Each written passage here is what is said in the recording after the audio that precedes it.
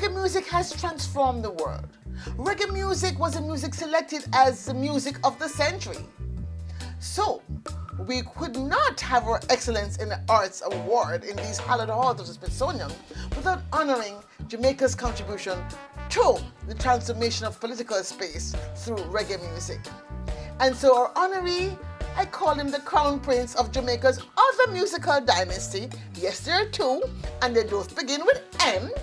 The first M, I'm sure you all know, but this M, Morgan Heritage Family, is another Jamaican dynasty. This award for Excellence in the Arts, outstanding contributions to reggae music, goes to Gramps Morgan, one of the leaders of Morgan Heritage. So stay tuned as you hear more about Gramps in his biopic and as he's interviewed by Cara Gala host Cheryl Hawkins.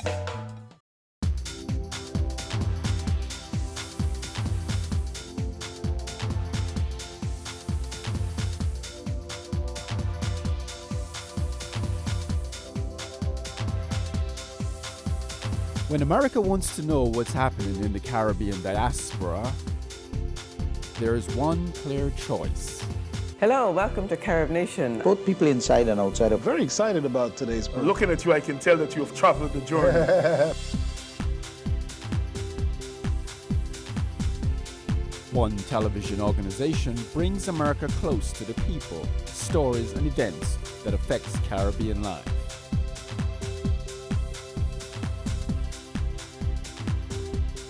Get close, get answers, get Carib Nation.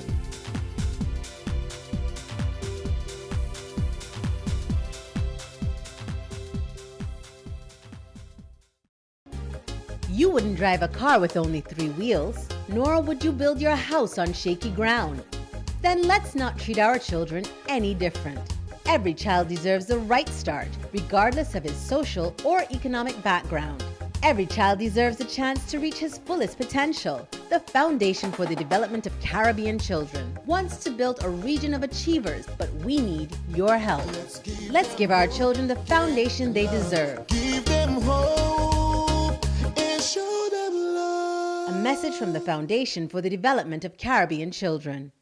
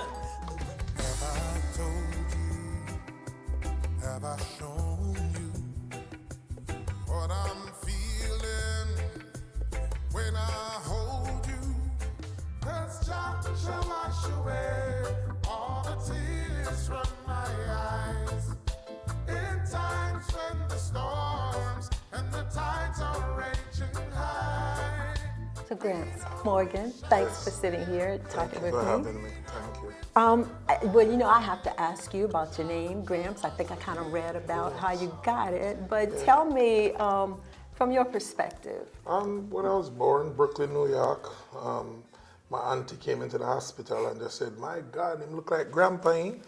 And from that day, it went from Grandpa until one day I was playing basketball on the court and my friend just yelled, "Gramps, give me the ball."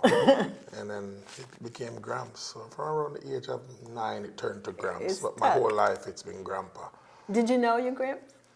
My grandfather, absolutely. Yeah, but I was named after my great-grandfather, which I never met him. Oh. But my grandfather, which is my father's dad, of course, Cleveland A. Morgan. Yes. Awesome. So you have a rich history in the music field. Tell me a little bit about what you think you staked out in this industry. I think my family, as a musical family, we've done so much work in this industry. Of course, my father, Delroy Morgan, which had a huge hit in 1981 called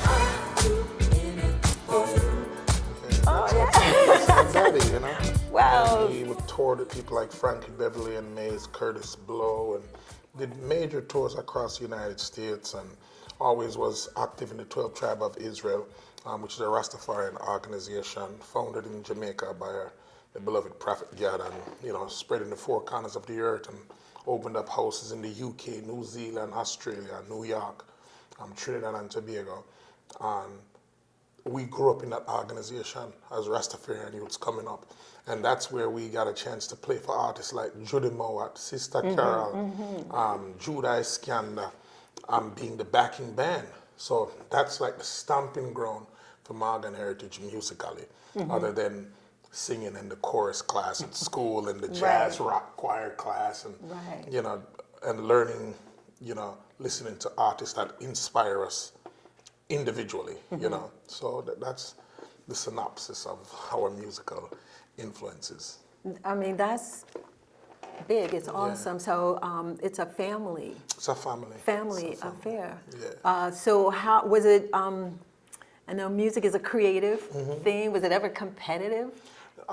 We had our competition as a family talent show. That's the only competition we had. Really? And my brother Shaipu used to always win. He used to dress up like Michael Jackson, and he was bad. Delroy Morgan, he part of LMS, which is one of the other bands that was in the family.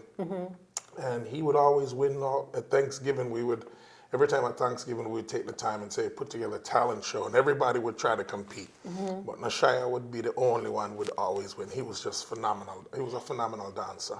Wow. So that's as much competitive as ever got. We weren't raised like that, Yeah. We grew up on a lot of principles of the church. That, Talk about those. How were you? Yeah, well, my grandmother grew her children, which is our father, were under the Seventh-day Adventists, which is a Christian organization out of Jamaica. So we grew up as Seventh-day Adventists. From that time, you find that Seventh-day Adventists has the principles of the Rastafarian movement, which is no pork, no shellfish. Even the dietary laws are very similar. So you find that during that journey, my father came and found many different organizations here in America when he came to America, because he was always God-fearing and always loved to pray as a young child, and he instilled those same principles in us as children until he found the Ashaba Israel, then he found the Ethiopian Orthodox Church, then he found just so many different along his way, just having that spiritual journey. So we more than religion, we're more spiritual, a spiritual family, And that affects the music that you create. I think so. I think it gives you a great foundation of doing good, because I don't think the Bible speaks of evil people, but I don't think it teaches to be evil, so to speak. So if you're influenced by such a book, I think there's a good chance that you're going to do something positive, even without going to a church every day, just being a great book of history, as well as books like the Quran, which is an amazing book that I think everyone should read to expand their spirituality, not necessarily their religion. Exactly. Yeah, exactly. So talk about when did you start with the group? Morgan Heritage started many years ago, over 25 years, almost 30 years. So it's been from we was like 8, 9 years old. And how did that happen? Was it like you just started singing or playing, or you were? Well, the first influence was our dad. Right. You know, seeing him play, rehearse with his band, the Black Eagles, in Brooklyn when we were in New York for the summers, because we grew up between Brooklyn, New York, and Springfield, Massachusetts. And between growing up between the two cities, we would be in Brooklyn at some of the weekends and would see him rehearsing with his band to go on tour. So, you know, that's why we say a child, his first influence is his parents. So parents have to really be keen to what they do around their children, because it affects others, not only your society and your community, but your children first are the first ones. I see people, you see some things on social media, people have their children swearing and laughing about it. Yeah. It's not a good thing, it's because it's you, same one that will be visiting them in the jail house in 16 or 17 years. And then you'll wonder where it came from. So we are very keen to how we grow our children. And my grandma was the same way, watching her son grow his children. And my father did the same thing. I remember my son, Jamiri, kept on telling me, no. My father said, you better get that thing together, you know. I see you taking this thing for joke. And it was a joy to see, for him to see me turn into a parent. Yeah. And instill the principles that he instilled in me and pass it on to my son. And I see that today, what I put into my son, it's a blessing. And it makes me value my childhood on what the principles and the things that were put inside of me. Because as a child, you don't understand it. You think everybody's picking on you. Right. But it's what they're doing is making an investment in you as a person, you know? So when did you first perform? It was one of the first ones I can remember is the local library. I love it. And my father bought us these blue and white sweatsuits. I think we went to Marshall's and got them. They were on sale because there was a lot of us. And it was something to see an audience clap for you, because the whole time we was just rehearsing and preparing, learning songs like You Are My Lady from Freddie Jackson, and Lionel Richie, Stuck on You. We would learn the songs that were on the top 40 at the time in the 80s. And that's what would make us learn our chops and develop. We would play top 40 music, and then we would go to the library and perform them. And I remember one of our first big shows, we played at the Brooklyn Armory off of Malcolm X in Brooklyn, and we were the opening act for one of my father's shows. And it just went from there to there till we started to do shows by ourselves. But one of the biggest stomping grounds was performing for the 12 Tribe of Israel on the celebration they would have maybe once or twice a year, just celebrating the coronation of His Imperial Majesty, Emperor Haile Selassie, our different celebrations, but we were the backing band that would back up some of the artists. Yeah, and I remember our father taking us to Jamaica in '92 to be his backing band, and he said, if you make me come off as a star, your career will start. And we would learn all of his music, and we were the backing band for him in Jamaica, and people were like, those are your kids? I love it. And then the story began until one day a lady yelled out, the royal family of reggae.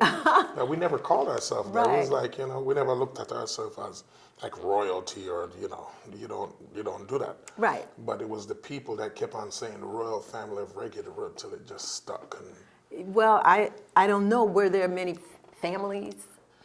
Reggae as families? Oh, absolutely. Okay. Absolutely. You have Freddie McGregor that has his children that are in music, Yashima Bet, and the Genius. You have the Marley family, of course. The Marleys, yes. You know, they call them the first family, but that's the first family of reggae, I would say. Yeah. You have many families that do music that are in reggae. But the Dennis Brown family, you know, I didn't know his his son. family. Yeah, Dennis Brown has a daughter that sings. So Lloyd Parks and We the People. You know, Lloyd Parks was one of the biggest backing band for every reggae artist, in particularly Dennis Brown when he toured the world. Lloyd Parks and We the People band. So it's a lot of families, but a lot of people don't talk about them. Yeah. You know, mostly people know Morgan Heritage family as or the Marley family, you know. But there's many. There's many. Awesome. So in your father being that influence for the music, on the creative side, was he also influential in helping you all manage or the business side of the music? In the beginning, our father was our manager. Right. Because we couldn't afford one yet, you know, to give away 15 or 20% of your income. And you can't give away a percentage of what you're not bringing in. Right. So it didn't make sense to have a manager. But once we started to tour and was ready to have people go out there on our behalf to look for opportunities. You know, we had a guy that was managing the Fat Boys. His name was Charles Stetler. There was a rap band called the Fat Boys. I Remember that? Yeah, so we had the same manager at the time. Before we got a record deal in 1992. So between 89 and 90, 91, we was always trying to look for a record deal, you know, shopping in New York City amongst the record companies. And our father was the one that kind of taught us, you know, the business or led us into the direction to read that book or go work in the studio with the people like Thelonious Monk, the Scatterlights, Jackie Matu. These are some of our mentors. Wow. Yeah, Thelonious Monk Jr., his son, or they call him Toot, a very good friend of ours. Nice. And the biggest thing I can say about Toot was the groove. He taught you how to groove. If you don't know how to groove, and like James Brown say, put it on the one or put it on the good foot. You know, if you don't know how to groove in music, if you ain't got no rhythm, you're gonna have a problem in music. You know, sometimes they look at white people and say, boy, they can't dance, but you know, it's a feeling of bone. It come from Africa, you know. Right. So that rhythm. Yeah.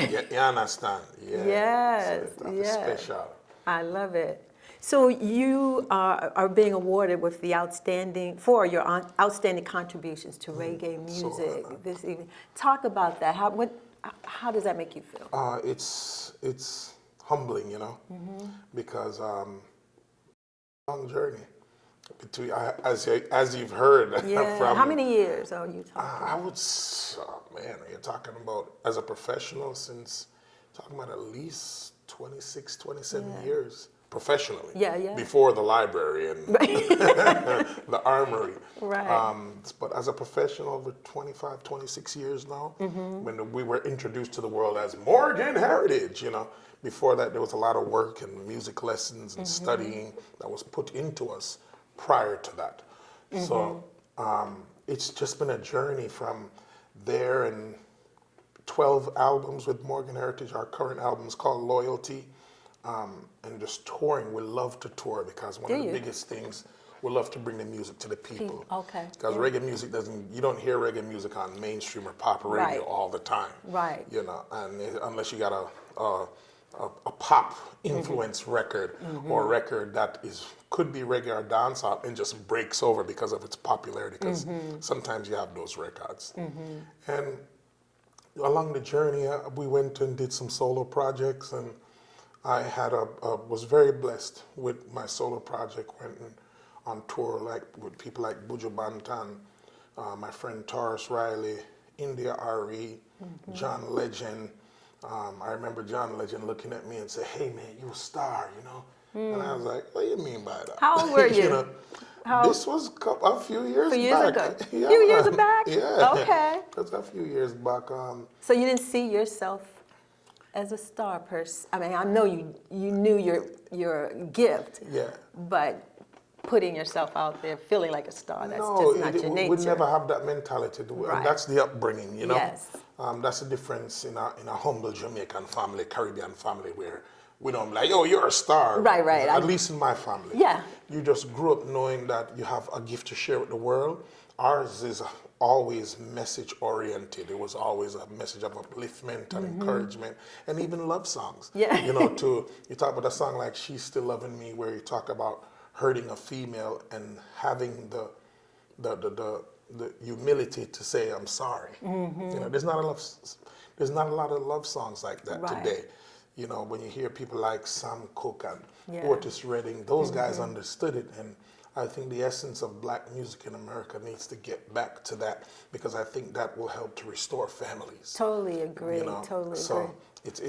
it's really something that, to see the journey from there, and then we got back in the studio, and then in 2016 we decided to, 2015 we released our album Strictly Roots, after many years of working with VP Records and Miss Pat Chin, which is, she's like our mother to us, and her sons, Randy and Chris, we decided to open up our own record label, which is CTBC Music Group, which means Cool to Be Conscious Music. I love that. Yeah.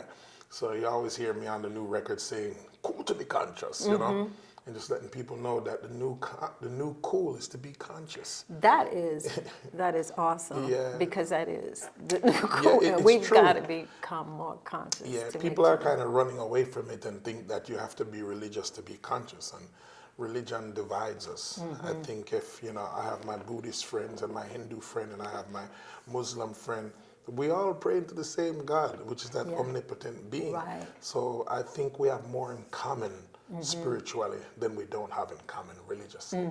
You know, so if we can find what we agree upon, I think it'll be easier to be one world. Yeah, so when people recognize what you have intended to do with the music, they're getting the message, they're recognizing the goodness of the music, and so you're being acknowledged for all of that. Yes. That's got to be touching. It's when I heard about the nomination and I was being honored, I was just like, you know, wow, it's humbling. Yes, you've won other awards and, you know, and been nominated several times for Grammys and stuff, but when you hear it's coming from amongst your own people, you know, it's like, okay, we've seen the work you've done and, oh, wow, thank you. It's your people. You know, it's like, you hear people say a king is never honored in his own land, but, you know, I was born in the United States of America. I'm a Brooklyn boy, raised in Springfield, Massachusetts, and to be honored in Washington, D.C., right down the street from where the first black president, it's like,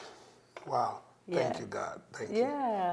Yeah, so tell me about your experiences with Jamaica. I know you were born here in the States, but someone listening to you could think that you were born in Jamaica. Yeah, well, the accent is the accent, you know, because if I'm Spanish, doesn't necessarily mean I was born in Puerto Rico or Mexico or Colombia, right? But the heritage is real. Yeah. But it's the culture that was in our home. It's real. Like, when you came to the front door after school, you left that accent of America at the front door, and then you were home. So the culture is so important to everyone, whether you come from India, China, Italy. There's not a lot of countries that have a culture. Right? So America is a melting pot of different cultures, right? So you find people like India, they have a culture. China has a culture. Africa has a culture. So we are children of the diaspora of Africa. So I think it's so important that people tune into their heritage and their culture. You know, I see this thing that's called African DNA ancestry, which is giving us a step closer to find out where we're from. You know, because you can't just say you're black. You're black. What is black? My shirt black, we're brown. But we're Africans. And I think if you are of dark skin origin by the DNA perspective and profile, that there's a chance that you come from Africa, I think. You know. Well, everybody comes I think there's a from small there. chance. Really. Right? Life began in Africa. So that cultural connection is very important to be made. And just to see that an organization like this is recognizing its own, it's a beautiful thing. I want to talk a little bit more about when you said, when you came in, you left that English, all that out there, and you came in the house and you became who you are.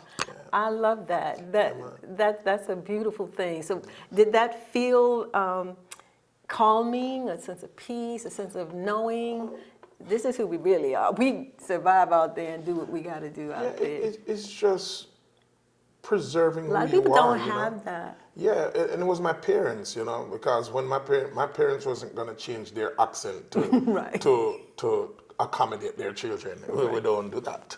You know, the children must accommodate themselves to the parents. And naturally, when the child leaves the home, English, you're in America, so you have to learn this language. But what's even harder is to lose the essence of yourself. Because what surrounds all of you is this American culture and this whole pop culture. Even now for my kids, you know, you find that, you know, with social media and the influencer, you find that pressure to kind of fit in, you know. I remember when people from the islands were called, go back on the banana boat and, jokes like that were made. Did people say that to you? And Yeah. you're born here? Yeah, man. So I was in the 1st or 2nd grade, and they used to say Jamaican booty scratcher. What? Yeah, the booty scratcher. I don't know where the booty scratching came from. I think that'd probably be a good song today in today's society. Jamaican booty scratcher. I talk about that some more. But the banana boat was something that you heard a lot. Even in the UK, people from the Caribbean that went to the UK, that they would say go back on a banana boat, because the British used to bring bananas from the Caribbean to the UK, because they don't grow bananas in London. They need the Caribbean. Right. So it was a thing that went around, and it didn't bother us much, but you heard it was like, that's mean. I remember Michael Jackson saying, "You're a bad person," But we overcome and understood that they didn't understand themselves, because I think the Caribbean culture in the Western Hemisphere is the closest to Africa you can get. Yes, I totally agree. And on that, we gotta shut down because we're out of time. But thank you so much. I feel so honored to sit here in your presence, and congratulations again. Thank you so much. Yeah. Cheers.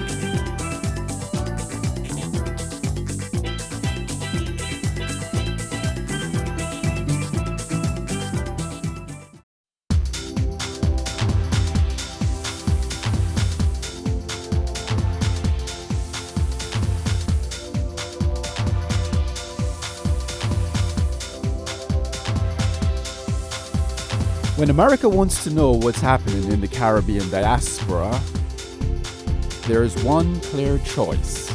Hello, welcome to Carib Nation. Both people inside and outside of Very excited about today's program. Looking at you, I can tell that you have traveled the journey.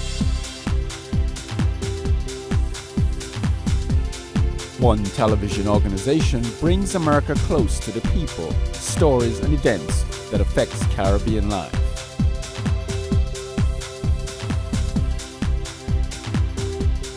Get close, get answers, get Carib Nation.